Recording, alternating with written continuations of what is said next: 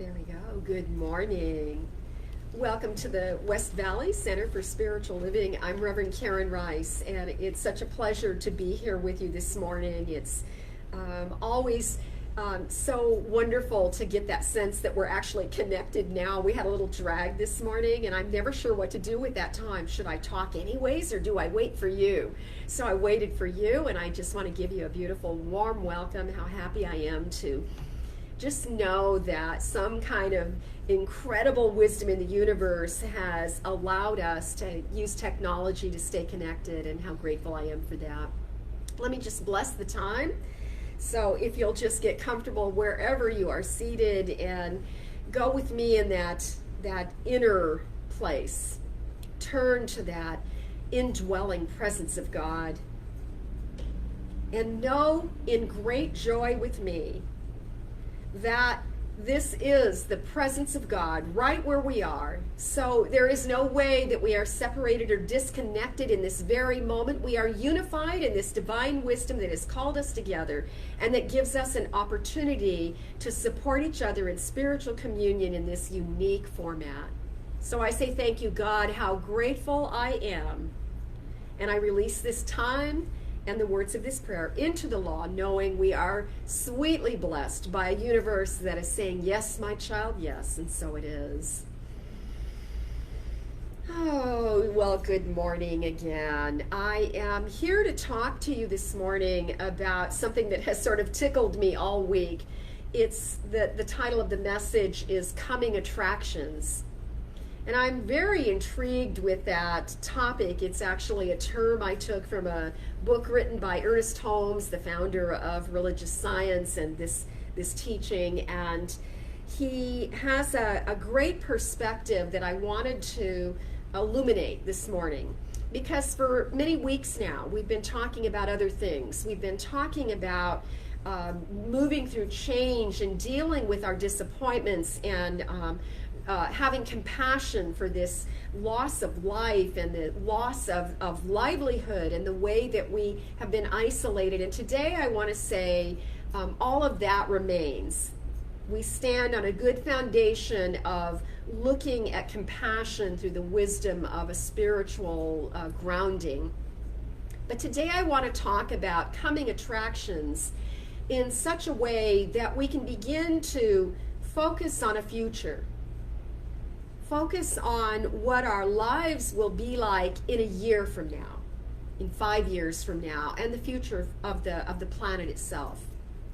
And what I am seeing and feeling it with sort of almost an urgency is that it's time for us to be looking at spiritual teachings and spiritual principles such as the law of mental equivalence. And that's what I want to focus on this morning. There is a way in which all of life corresponds with us from an atmosphere of our thought, the level of thinking, and the way in which we ground ourselves just in life, but that no matter where we are, whether we are conscious or unconscious, we are interacting with that life. And so let's talk about that. I want to look about the sort of reciprocal nature of the universe, this gorgeous universe that we all live and move and have our being in. Because it is a teaching that comes from the wisdom of the great teacher, Jesus. Sometimes it's not, we haven't focused enough on the words of Jesus where he said to people that wanted to be healed by him, when he would stop and he would say, but do you believe? Do you believe it's possible?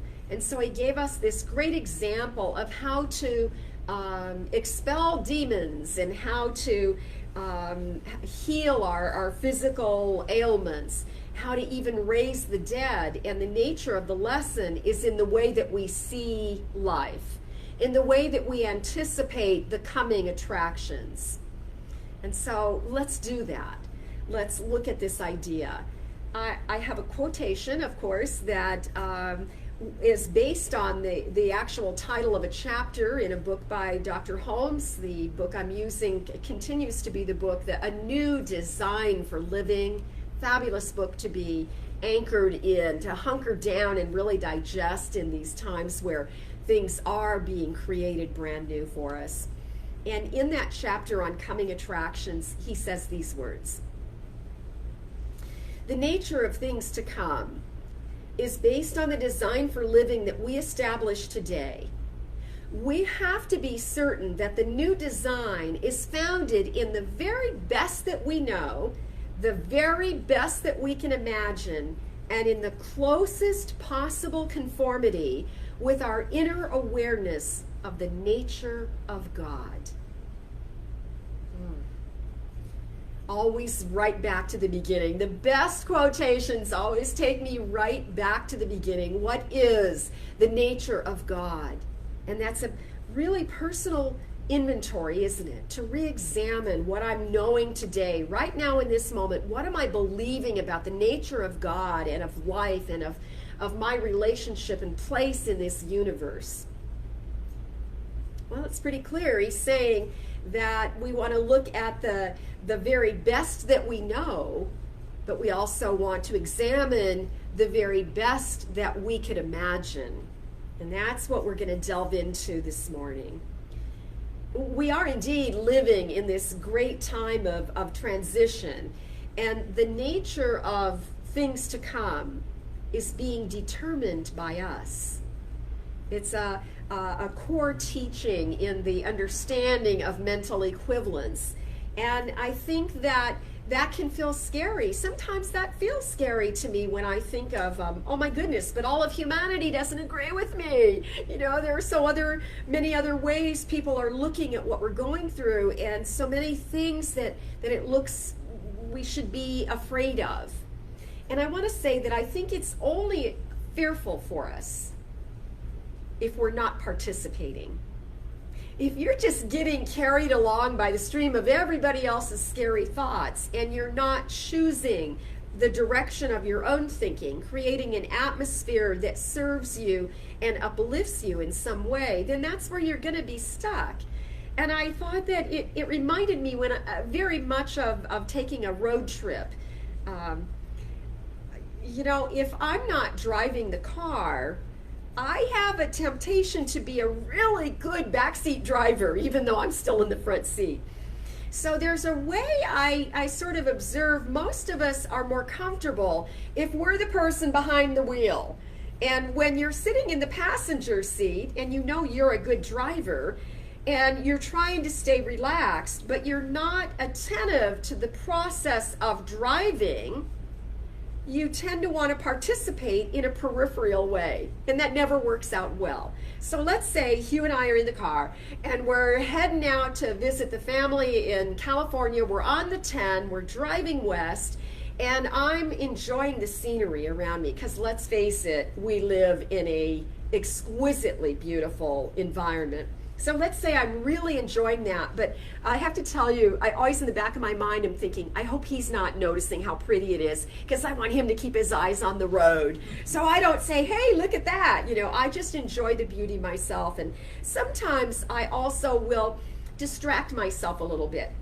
I'll have a book or a magazine to thumb through, and I'm blessed to be able to read in the car. I really appreciate that a lot. And you know, if I'm enjoying the scenery or I'm reading a book and suddenly I become aware of the fact that we're passing a truck and it looks like the truck is too close, maybe even veering into our lane, I can startle. And I do sometimes startle. And I have to laugh then, because I think the fact that I startle, you know, you catch your breath, you have that moment of making that noise, that could scare the driver, and that could be what puts us in danger, when all along he's actually had things quite under control in a nice way, in a nice, safe fashion. So maybe that's a good illustration for us to notice that if we are behind the wheel of the car and we're directing the car on the journey, we're more alert to everything going on around us, and so we know how to correct if a truck should come over too close. And the other thing it helps me appreciate is that, you know, the vast majority of drivers on the road are really doing a good job, and it's sort of amazing. We don't have more little bumps into each other. when I have a confidence that we're going to get to our destination safely, I'm also calmer on the road. So whenever we take a road trip, I start out with a prayer. And what I do in that prayer is I become clear about our safe arrival at our destination. So I will actually talk about that in the words of the prayer. I'll say things like, I'll unify with the divine and recognize the glorious wisdom. I give thanks for the adventure. And I know that we're guided and directed safely on the path and that we arrive safely. And then I might even begin to describe the outpicturing of my joyous expectation of being greeted by family and how wonderful it'll be to get out of the car and stretch my legs. And so we begin to seed it, to plant the seed in the direction of the outcome we desire. And that's what we mean when we talk about seeing the end in the beginning. See, this is creating the coming attractions. We're writing the end of the story. We're beginning to imagine what it will be like on the other side of whatever the condition might be. So it's a fabulous idea for us to be participating right now. No backseat driving here. Backseat driving shakes up a little bit of everybody. And we want to get our hands on the steering wheel of our own life, and certainly to be directing the atmosphere of the kinds of thoughts that we're having about our future and about the future of all humanity and this planet. When Holmes says we want to let our imagination conform to the highest vision of God, that's a lovely thought to wrap our minds around. I see that we then stand in the very best foundation that we could for tapping into the knowledge that we have, the love of the spiritual path, and the wisdom in being awake to the spiritual guidance we come across. But there's another quote I want to add to what we're looking at this morning. Again, from Ernest Holmes. He said, if we allow the world's opinion to control our thinking, then that will be our demonstration. You will be demonstrating what the world is thinking, not what your thoughts, not your joyous expectations. If, on the other hand, we rise superior to the world, we shall create a new pattern. That's what we're doing right now. Each and every one of us is sitting in this lush, fertile territory where we are just ripe with possibilities, with new patterns, and creating our new design for living in a way that we can imagine the highest and the best, and align our own mind to the mind of God so that we can tap into those higher thoughts and not accidentally absorb some of those lower thoughts that also hang around. We want to be intentional and maybe even think of it as a way we can be influential in thinking positive, high, rich, and beautiful possibilities. There's a man named Peter Drucker. Some of you have heard his name, I'm sure. He's well respected in the business world. He spent a lot of his life creating theories on management from a business perspective. So in the corporate world and in the world of leadership, Peter Drucker's ideas are thought to be valuable. And Peter Drucker said, the best way to predict a future is to create it. I love that. We are living in a time where this spiritual realm or our spiritual lives and our secular lives are beginning to blend together. I think the Dalai Lama has been a great gift in talking about secular things in a different way than he speaks to spiritual things, but in unifying them in this great foundational way of seeing hope for all of life. So isn't it lovely that there are some of us that are awake, there are some of us that are becoming more conscious, that we are participating in a higher level in our the way we're moving through this experience that's different than our lives were in 2019, let's just say. And I want to remind you that there are always people that think like this. Sometimes we refer to them as cultural creatives. I love that term, and there's a whole school of thought around the population of people that are considered the cultural creatives, sort of the people that paved the way for newness to be revealed. And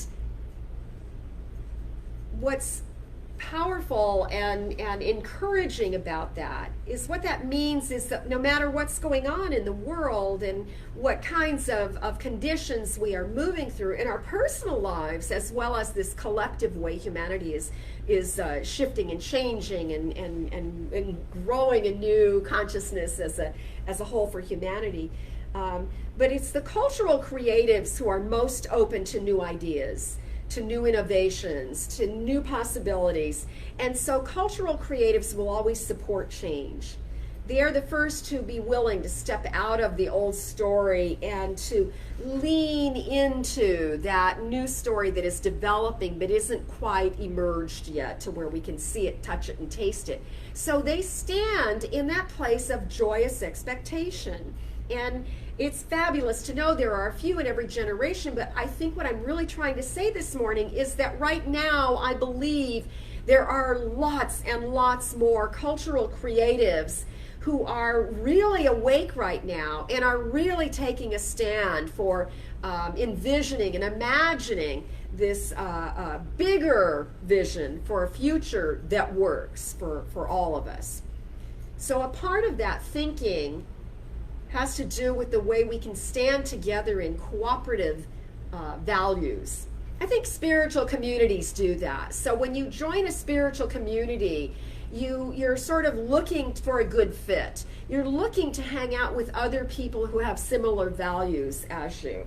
And what we know about us, and I would say we are I think all of New Thought and people who are interested in looking at both philosophies and spiritualities and the wisdom of the world's traditions or spiritual paths, we all have this ability to look at the sort of the bigger issues. Like we take a stand here for inclusivity.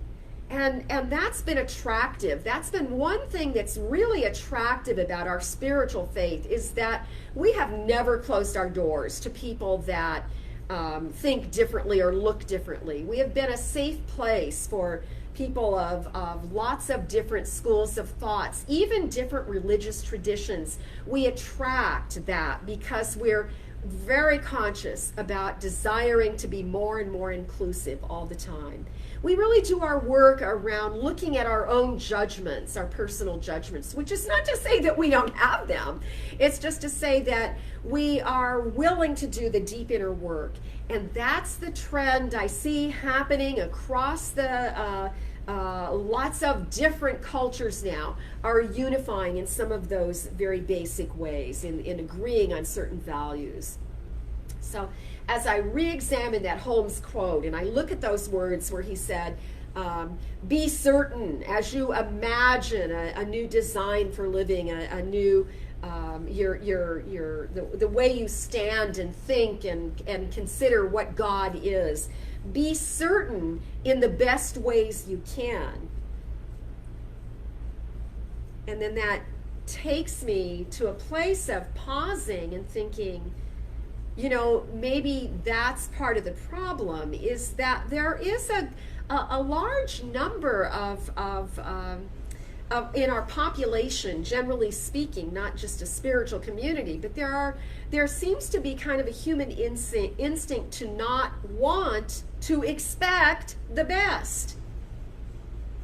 That maybe we don't know how to stand in that place of the best and imagine something even greater than what we have yet experienced because we're cautious, because we've been raised in environments where we have been told, don't get your hopes up. You could be really disappointed. don't count your chickens before those eggs hatch, and all of those ways that we sort of protect ourselves from disappointments. And I have something I want to say about that as I pondered all of that this week. And I thought, that is absolutely contrary to what we teach. I understand it. I really, really do. There's something that it feels almost sensible about it. But I want to suggest that that's not the thinking of a cultural creative. That's not the thinking of a person that stands in spiritual principle and understands the reciprocal relationship we have with the corresponding spiritual laws of the universe. Those of us who understand mental equivalence and the principles that Jesus was teaching, it is done unto you as you think. We do not take a moment to stand in thinking about the worst that could happen as opposed to the best that could happen. We practice looking for ways to use that idea of expecting things to be marvelous, to expect an experience of love that's deeper and greater than we've ever known before, to expect the conditions in our lives to reflect the way our belief is changing, because that's the way the law works. If you're not able to easily see good in your life, look at what you're expecting, because when we expect difficult things, or when we get stuck in that race consciousness, as Ernest Holmes referred to it, the consciousness of the human race, what Carl Jung would call the collective unconscious, when we play in that, we're playing lower and smaller than we could be when we rise above that. If you're expecting bad, then you will have that validated, and it will be difficult to notice good even when it's right in front of you. So let's just talk about that for a minute. There's a gentleman I wanted to speak about this morning. His name's Fred Pollock, and in 1955 he published a work that was pretty remarkable. He's considered a great futurist. Wouldn't that be isn't that fun to think about? You could be a great futurist in 1955. But he did this intense research for more than 10 years. He just dived deep, and he researched 1,500 years of human history. And he was particularly interested in Western civilization and the way we think in Western civilization as to how our beliefs impact our future. And the bottom line of all the work that Fred Pollock did revealed that this one single idea, this is what he's known for. Society's image of the future is a self-fulfilling prophecy. 1,500 years of studying humanity and history, and the history of groups of people, and how we advance and how we think about our future, and we see that society's image of the future is a self-fulfilling prophecy. Now, the reason his work is valuable is because he didn't do this as some kind of academic endeavor. It was a very personal project for him, because as it turns out, Fred Pollock was a Dutch Jew who spent the entire time of World War II in hiding for his life with his family. And when he came out on the other side of that experience, he had this deep inner passion to better understand what can humankind do to create a better future. What he concluded was that pessimism withers our creativity. When we are pessimistic, when we are expecting the worst instead of the best, when we just walk around in the fear of what might be happening tomorrow, we are killing the creative urge, the divine desire within us, as if we are snuffing it down because we don't want to have hope, because we can't bear the disappointment of that. Listen to these words that he said in his writings. And by the way, the writings ended up being 2 volumes. He couldn't even publish it in a single book. He said this: collective pessimism causes end game behaviors with people snatching and grabbing to secure something for themselves before everything falls apart, before there's nothing left to grab. That sounds pretty familiar to us right now, doesn't it? We have all seen on our TVs or our computers or our electronic devices, however you watch your news, we have seen that along with protesting, there has been this rioting in places. There has been looting.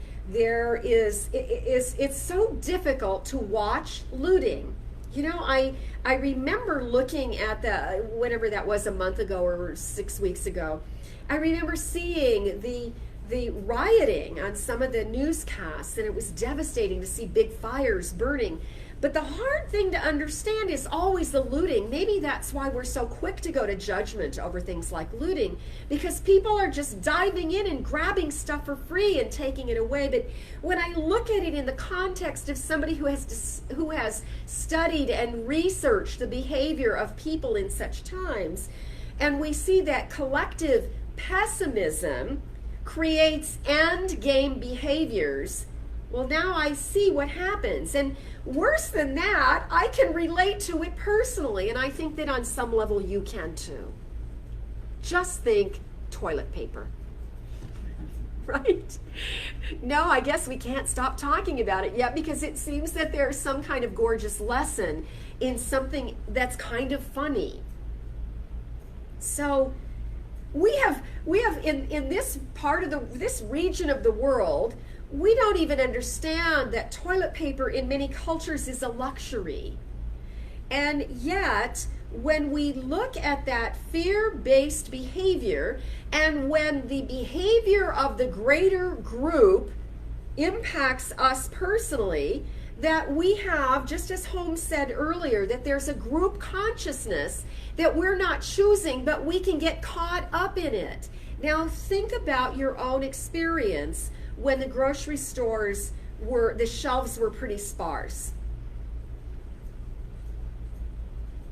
I have some of you have heard me share this personal experience, but in the early days where we were just starting to realize the virus was coming our way, was coming to the United States, there were these subtle little hints of it. Every now and then you might see somebody wearing a mask, and we would chuckle about that then.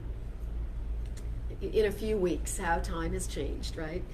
But I remember the first time I was in the grocery store, and there were these random places where the product was sparse on the shelves. And I thought, that's really kind of funny. And I actually had this thought that, well, I hope the grocery store isn't having financial difficulties and they can't afford to stock the shelves. You know, I hope my market is healthy, because I like having a grocery store close to home. But then I got toward the end of my rounds of up and down the aisles, and I saw this strangest thing, that the cracker aisle was completely bare, that the only crackers sitting on the shelves were the big oversized boxes of the saltine crackers, and they were the generic brands, and they were the big giant boxes. And I went, what is going on in the world that I'm not aware of, that there's no crackers? Why would people be buying crackers? I couldn't figure it out. So like 2 aisles later, I'm almost done with my shopping trip, and it dawned on me, oh my goodness, people are panic buying. People are buying crackers because if you can't buy fresh bread, you will at least have crackers in your pantry. And here's the funny part. I immediately went to the end of an aisle and went back down the cracker aisle and bought one of those big, giant boxes of saltines that I would never eat in 100 years probably. And I put it in my cart, and I thought, well, this is really funny. What are you going to do with it? And I had this other thought, peanut butter. So I went down another aisle, and I got a big jar of peanut butter, and then I saw the oatmeal, and I got the biggest thing of oatmeal. And I went home with all my groceries, and I was putting my groceries away, and I had a moment of sanity when I looked at what I had bought, and I realized that was not my consciousness. I had slipped into the consciousness and the fear and that panic that other people had, and it was escalating. But because it caught me off guard, I didn't notice, and I jumped right in. Now, I'm not saying I'm not glad I got those crackers at home in my pantry right now, but I'm saying that that's not me. That's not who I am. And so being a student of spiritual principle, I then use that to bring myself back into a relationship with the law of reciprocity, or the law of correspondence, or mental equivalence, so that I can participate in life at a level that I choose to participate, that I can drive the vehicle that is my being and guide myself in a direction that will give me a foundation where I can remember on a regular basis what I believe about God, who and what God is, and what I believe about the spiritual principles that are always activated in this gorgeous universe that we have been so gorgeously gifted with. So I practice imagining positive outcomes, and I suggest that it wouldn't hurt if you took on that practice as well. We want to align ourselves to not our highest view, but to know that God has an even greater idea of what's possible for our lives personally, but for the collective consciousness of all of humanity. So let's get right there in the middle of that idea of the cultural creatives that are leading the way in this way we can stand and align our values one to the other. Let's use the methods we have to anchor ourselves in spiritual truth. And let's look for what's good out there. Just yesterday, just last night, Hugh and I were watching one of those TV channels where you get to choose what you watch. And I stumbled on a documentary series, a short documentary series by an actor I really honestly didn't know. Don't laugh, Juliana, but Zac Efron. Yes, everybody knows Zac Efron that's younger than I am probably. And Zac Efron had this, it's just this great little documentary where he and a friend, they're very conscious and socially motivated, and they're traveling around the world just to study communities that are thriving, that are doing life and seeing possibilities. And the first episode I watched we watched several, but I'll just tell you, the one about Iceland is incredible. I had no idea how conscious they are in Iceland and how they have taken sustainable living to an extreme where they have no waste and they do incredible things. And it just encourages me. I watch something like that on TV and I don't feel hopeless. I see that these are just a few individuals that have joined together in communities where they are believing they can make a difference by trying these other ways of living. And so I just say there's lots of ways that we can do that right now. The truth is that the science of spiritual metaphysics tells us that when we change the stream of consciousness around a condition, around any condition, the condition corresponds with a new idea. We don't even have to know the solution. That's a powerful statement. When we change the stream of consciousness around any condition, the condition corresponds with a new idea. See, the discordant thought has to surrender to that more powerful divine pattern, because the divine pattern is always there. That divine flow of life is always there. It's always, that's what the circulation of our bodies is about, that divine flow of circulation, the circulation of life itself. We have to be responsible for cleaning out the slug in our own system of thought, don't we? So I wanted to close this morning with a passage from this wonderful book, How to Use the Science of Mind. This is a textbook for practitioner students. And I was thinking as I was playing in this book this week, this is the kind of book I turn to in tough times. And I was thinking that this book is different than the book we all love, This Thing Called You, because in this writing, we have very practical advice in how to use the teaching itself. So all of you who are listening now who are practitioners or ministers, I would suggest that this would be an amazing time for us to reread this book and empower ourselves as we refresh our own mind and kind of get that invigorated sense of possibility stimulated within us. But listen to this paragraph. The accumulated experience of the whole race is lodged in the subconscious of everyone, and it operates through everyone until a passageway is cleared, all the way back through our minds to the presence of Spirit itself. While perfection is at the center of everything, the ages have built up a sense of disease and discord, which has been transmitted from one person to the other, and it is now lodged in the general belief of the human race. It's lodged in our minds. It's why a minister, a really intelligent, smart, spiritually grounded sometimes person can walk through the grocery store and pick up a box of crackers she doesn't even want. We can all, we all get confused. I love this line where he says, it's operating through everyone. Everyone, all of us. That general consensus that may not even be our thought. It's operating through everyone until a passageway is cleared so we can get back to the truth of what we know.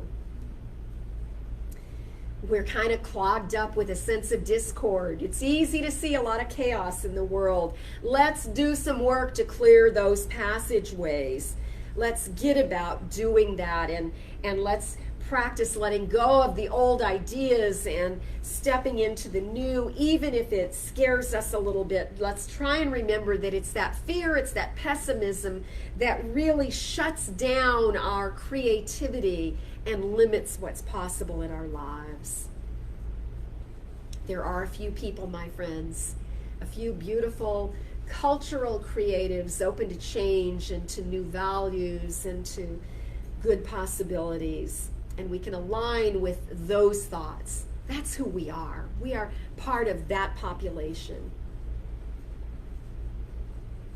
And there's always a few in every generation. So I'll use this beautiful quote, an old familiar quote from Margaret Mead, who said, "Never doubt that a small group of thoughtful citizens can change the world. Indeed, it is the only thing that ever has."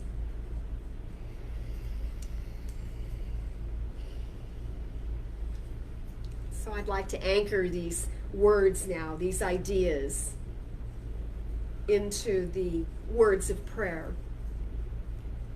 So for a while we set aside everything we've been thinking about, all the visual ideas that have been created as we have looked at these ideas, writing the future, seeing the events in the beginning, looking at the previews of the coming attractions. And as we clear the space in our own minds, we recognize that we are unified with the mind of God, and that whatever it is that Spirit itself can imagine is far greater than anything we on our own might imagine. And so we stand in that light, we open to that love, we allow that grace to flow into our lives and to move through us and express as us. This is indeed the day that the Lord has made. And in the way that we know we can be big for God, we allow that bigger vision. We stand in that way that we know that this entire culture of thought, the atmosphere of thought of all of humanity, the consciousness itself is changing, it is shifting, and it is indeed expanding. And so these are times in which we rise with these higher thoughts. We choose how to direct our craft, the direction of our soul and the pattern of our thinking, so that we might align ourselves to those higher thoughts, that we might know for certain that there is great truth to be revealed, and that there is great vision unfolding, emerging in our lives and in the lives of all of the people on the planet. So we align ourselves to God's highest thought. We open ourselves to the thinking and the moving and the activity of life itself. I know that it is love itself that is in us. It is the peace of God that passes our understanding of any of the current events. And as we expand, as we recognize that quickening within us, it is that very feeling of delight, that joyous expectation of greater light, greater hope, greater belief in what's possible for the future of all of us. And so I speak a word of blessing on the enhanced and expanding possibilities for this spiritual community.